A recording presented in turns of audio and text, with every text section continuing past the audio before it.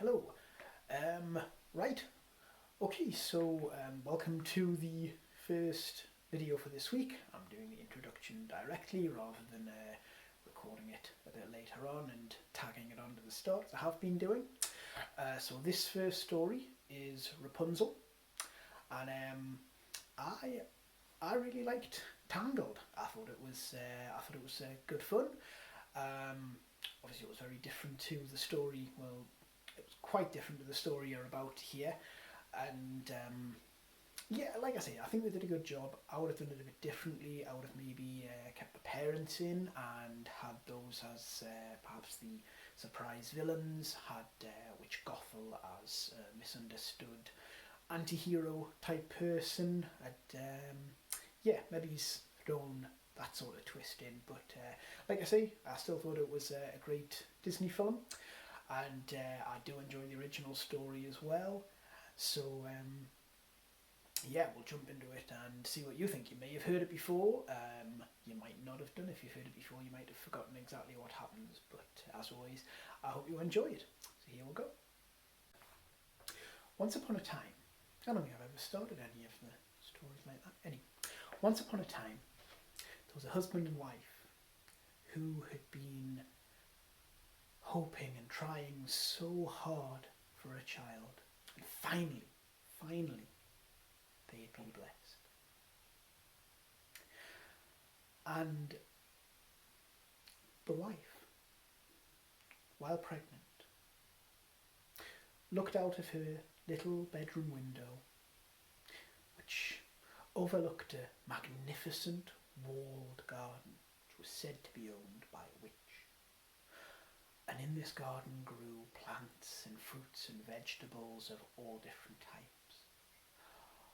Oh, if only she could have some of the lamb's lettuce that grew there. And the more she longed for it, the less she ate anything else. She craved this lamb's lettuce more than anything. And her husband noticed that she was becoming more sickly and was worried about the baby that she carried. And he said to his wife, "What's wrong? What can I do to help him?" And she said, oh dear husband, if only I could have some of that lamb's lettuce that grows in the witch's garden." Well, he loved his wife a great deal, and he loved the child that she was carrying. So that night, when it was dark, he snuck out of their house and climbed the wall into the witch's garden, grabbed some lamb's lettuce, took it back, made a salad, and took it to his wife. Oh, she was so grateful. She ate that salad straight away. Oh, it was delicious. But it didn't solve the problem. She wanted more of the lamb's lettuce. Well, her husband waited a few days until, again, he snuck out of the house, climbed over the wall, grabbed the lamb's lettuce, and when he turned, there was the witch. "So, it was you. You're the thief. Well, you'll suffer for this." Well, the husband tried to appeal to her better reason. He explained that he was there because of his wife, who was pregnant and she was craving the lamb's lettuce, and he didn't mean any harm or any offence. And would she please not let him off just once? He promised he would never ever do it again. Well, the witch did take a sense of pity on him. He could take the lamb's lettuce on the condition that when the child was born it was hers. "Oh yeah, that's fine, anything, please, just, let me take the lamb's lettuce back to my wife." And away he went. Now, whether he told his wife what had happened or not never seems to be explained, but on the day that his child came into the world, a healthy little girl, a healthy baby girl, the witch appeared, took the child, proclaimed that she would be named Rapunzel, which is another name for lamb's lettuce, and vanished. Now, the witch loved the baby as if it was her own. raised her well. When she was about 12 years old, she took Rapunzel into the woods and locked her in a tower. She had no door, just a window at the top. Now Rapunzel had grown into quite the most beautiful young woman that the sun had ever shone on. And a few years later, the Prince of the land was riding through the forest when he heard the most entrancing singing he had ever heard, which led him to a stone tower from which the singing was coming from. He couldn't see in through the window who it was too tall, and no matter how many times he rode round, he could not find a door.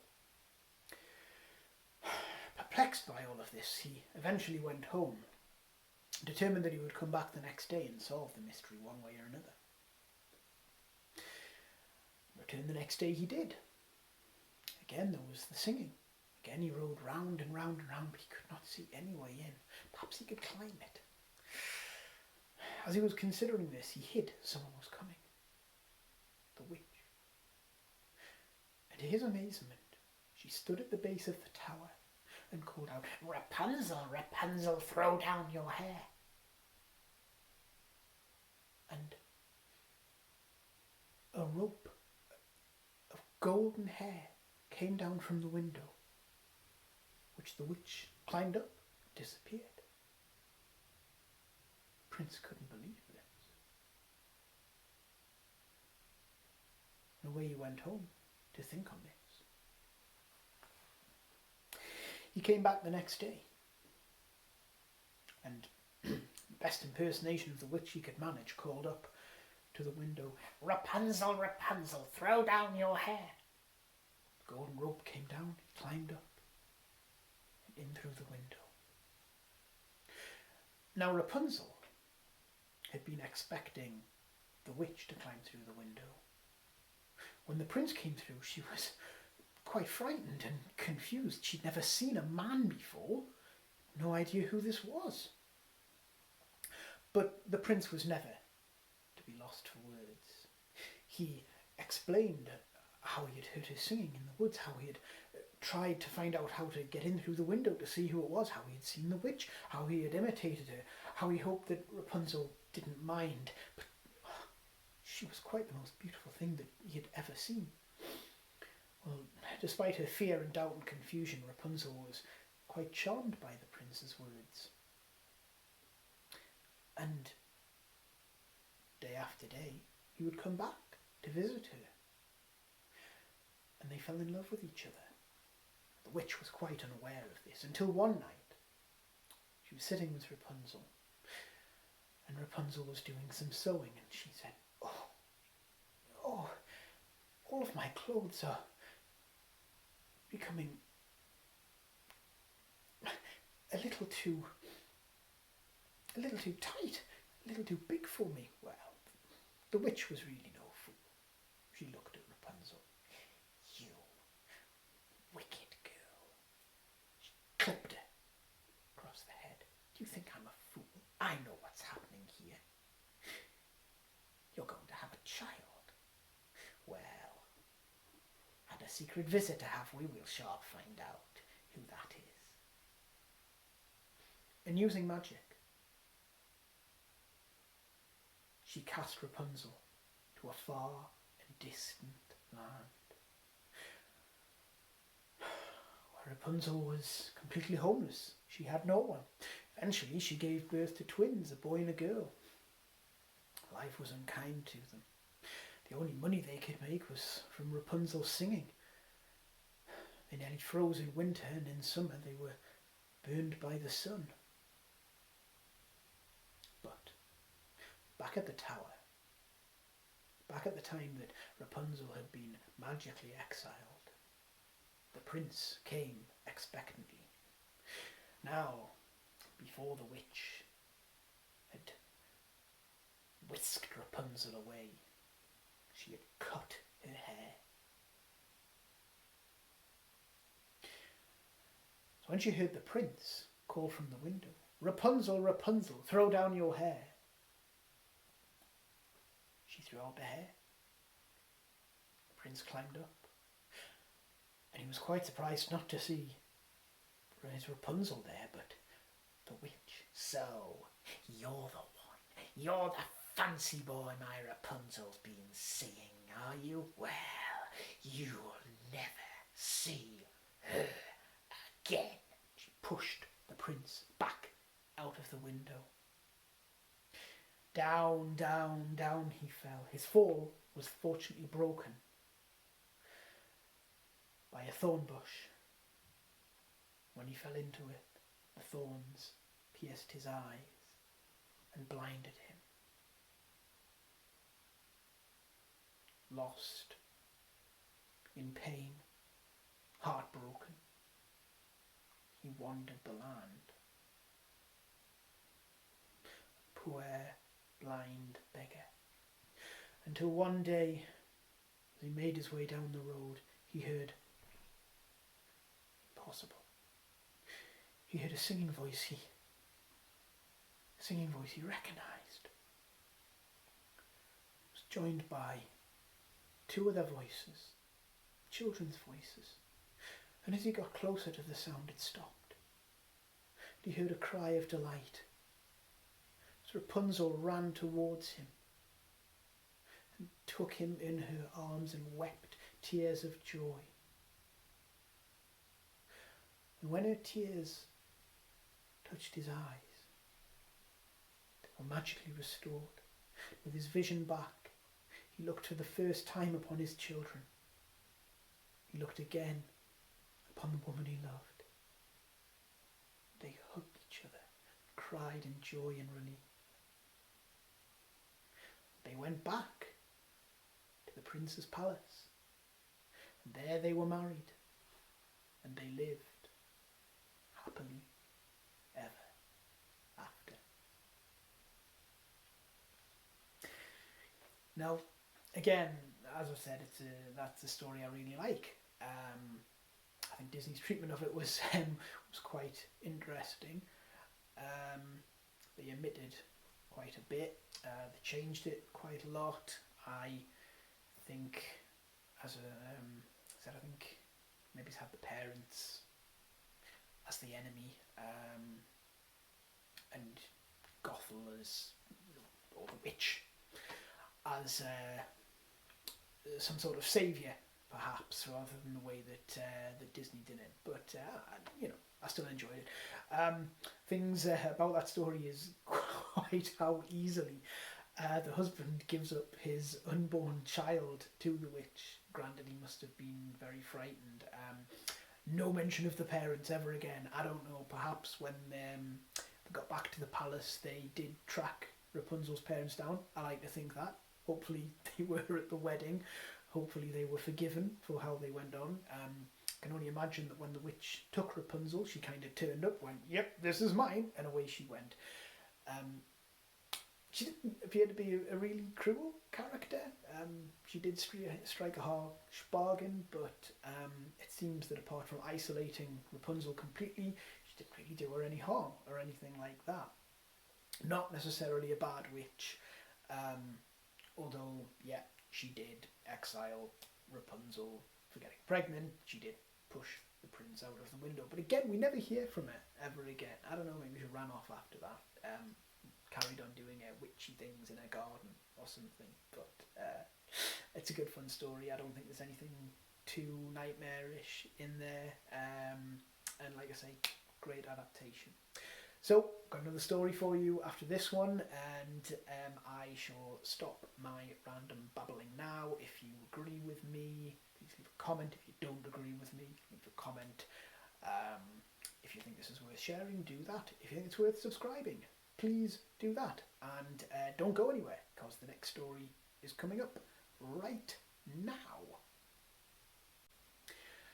The next story we've got for you today, I don't think there's been a Disney adaptation of it. It's Rumpelstiltskin. Again, it's probably one you remember, or certainly a different version of you remember. I think it's a great traditional fairy story. There's not too much bad about it. There are some very strange things about it when looked at from a modern perspective. Let's start that again, from a modern perspective.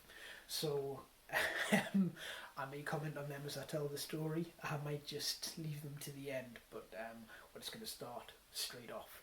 And it begins with a miller who was chatting to a king. How a miller was chatting to a king, I don't know. Perhaps the king was out for his daily exercise and had stopped to buy some flour or something like that. It could have been during a pandemic. Who knows?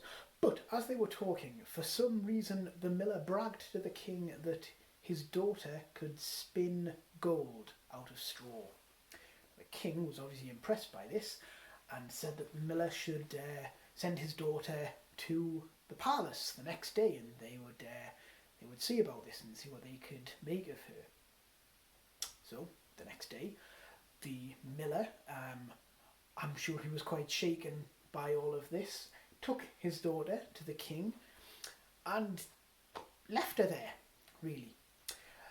That evening the king took the poor miller's daughter to a room which was full of straw, and there was a spinning wheel in there, and the king said to the miller's daughter, spin this straw into gold. If you can't, I'll kill you in the morning. Lock the door. And the poor girl sitting there, absolutely terrified, in tears. She blatantly can't do this. And all of a sudden, out of a door that may or may not have been there before, a funny little man walked. And he looked at the miller's daughter. And he asked her why she was crying and what the matter was. The miller's daughter explained that her father had told the king that she could spin gold out of straw, and she had until morning to do it, or the king would kill her. Well, the little man looked at her and said, I could do that for you, but what will you give me? You can have my necklace, said the miller's daughter. She took it off, handed it to the funny little man, considered it. He nodded and he smiled. He put it in his pocket, and he sat at the spinning wheel, and he fed the straw in. Pumped it with his foot. You can't see my foot, but it is going, as I understand how spinning wheels work. And he span, and he span, and he span so quickly that the miller's daughter's eyes could barely follow what was happening. But he span the straw into gold. Just before the morning he'd finished, he walked back through the little door. It was gone. And the door seemed to be gone as well. The miller's daughter didn't have much time to consider this, because the king walked back into the room. Well, he was quite impressed. Not bad at all. But that night he took her to a bigger room full of more straw, with another spinning wheel. He locked the door. He said, spin this into gold. I want more. If you don't, your life is forfeit. He locked the door again. Poor miller's daughter burst into tears, wondering what on earth she'd done to deserve this. Again, a door that may or may not have been there before opened. Through stepped the little man. What do you have for me? For me to save your life? The miller's daughter took a ring from her finger and handed it to the funny little man. Considered it, smiled, nodded, put it in his pocket, jumped up onto the spinning wheel, and again pumped his foot and span the wheel, and he fed the straw in, and he span all the straw into gold. Again he finished just before the morning and disappeared and disappeared as the king walked into the room. Well, this was amazing. He had more gold than he'd ever had before in his life. Now that night, took the miller's daughter to another room, again bigger, full of more straw, said, if you spin all of this straw into gold, I will make you the queen. Have the wealthiest wife in the land, someone who could spin straw into gold. And he locked the door and he left. Again, the little man appeared in the room. He looked at the miller's daughter. "What do you have for me?" The miller's daughter shook her head. "I have nothing." "Then you must give me your firstborn child, if I am to save your life." Well, the miller's daughter thought, who knows what the future hold? She agreed. And so, the little man again span all of that straw into gold, and away he went before the sun rose. And, sure enough, the king made the miller's daughter his queen. And within a year, the queen gave birth. Now, she'd put the funny little man out of her mind. But he appeared. And again, the birth of the child. And he looked at her. "I've come to claim what is mine." The queen cried. She wept. She did not want to give her baby up. "Please," she said, "please. I will give you anything. I will give you all the wealth of the kingdom. Please don't take my child. I can spin gold from straw. Why would I want all the wealth of the kingdom?" The queen wept and begged. And the funny little man took pity on her. 3 days, he said, "you have 3 days. And in those 3 days you must find my name. Guess what my name is. If you do not, child is mine." Well, the queen could hardly refuse this. And so away the funny little man went. The queen sent out a messenger into the city to find the most unusual names. That night the messenger returned and told the queen what he had found. Then the funny little man came to her. "So," he said, "what is my name?" "Is it Melchior?" "No, that's not my name." "Is it Casper?" "Nope." Is it Balthazar?" "Mm-mm." "You have 2 more days." And away he went. The next day the queen sent her messenger out into the country to see what names he could find. Maybe some strange and unusual names that the farmer folk used. And he returned to her. He told her the names that he had heard. The funny little man reappeared. "What is my name, your highness?" Is it Hanky Dank?" "No, that's not my name." Is it Pickle Blaster?" "No, that is not my name." Is it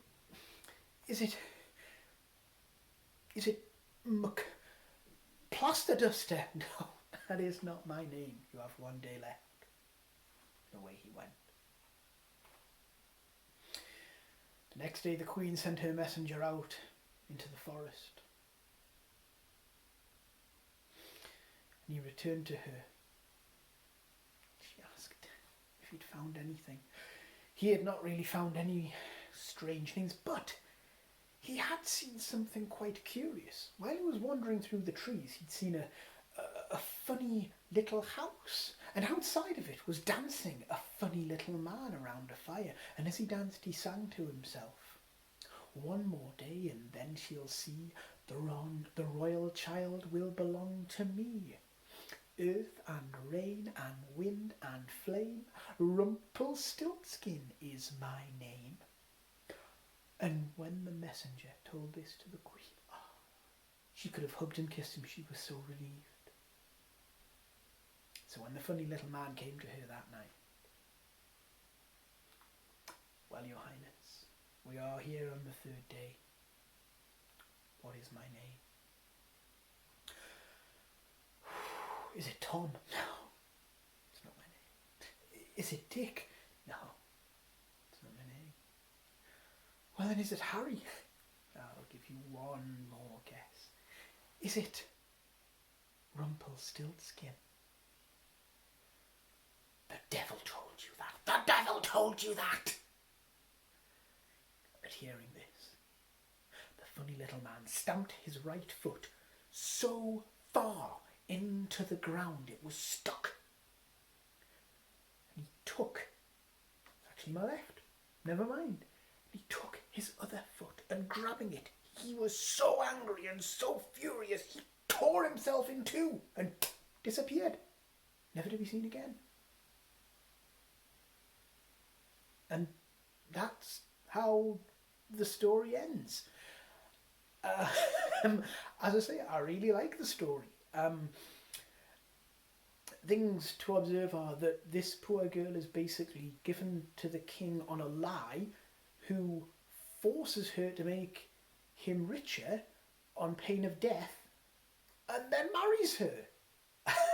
And yeah, I really think that's quite extraordinary. And you know, the child in Rumpelstiltskin seems to be the only one who, well, he seems to be at first, who cares for this girl. Whether he's doing it all just to try and get a human baby, I don't know, but it's just so weird how that happened and seemed to be acceptable back then. I don't know if Disney dealt with that, how they would do it. Maybe it's Meet the King, the bad guy, who somehow bullied the miller into giving him his daughter because he wanted to marry her, and Rumpelstiltskin is some sort of weird benefactor who helps her out and then at the end rescues her and whisks her away with the baby, and saves her life or something like that. You know, there doesn't have to be any romance between them or anything like that. He could just be some sort of ugly, funny little fairy godmother who teaches her a lesson, or I don't know. Does she need to be taught a lesson? No, none of it's her fault. That's the thing. None of this is her fault. Whisks her away from the king and takes her back to her father or something like that.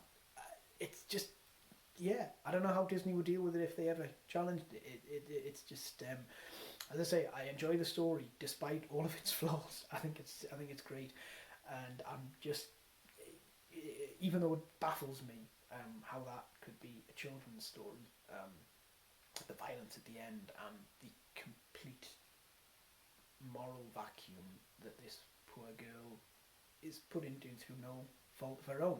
So there you go. Those are the two stories for tonight. I haven't recorded any more. I'm kind of doing it on the fly. I know what the next story will be. It is definitely being done by Disney.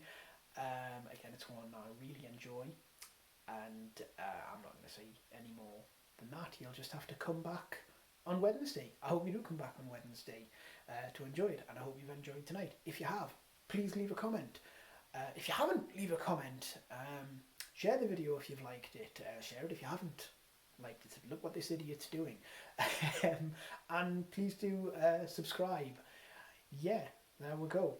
I am now off to take my car out for its drive so that the battery doesn't die, and I need to get some tea as well.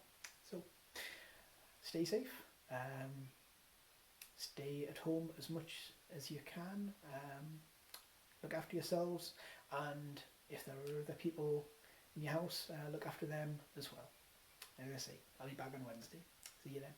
Bye for now.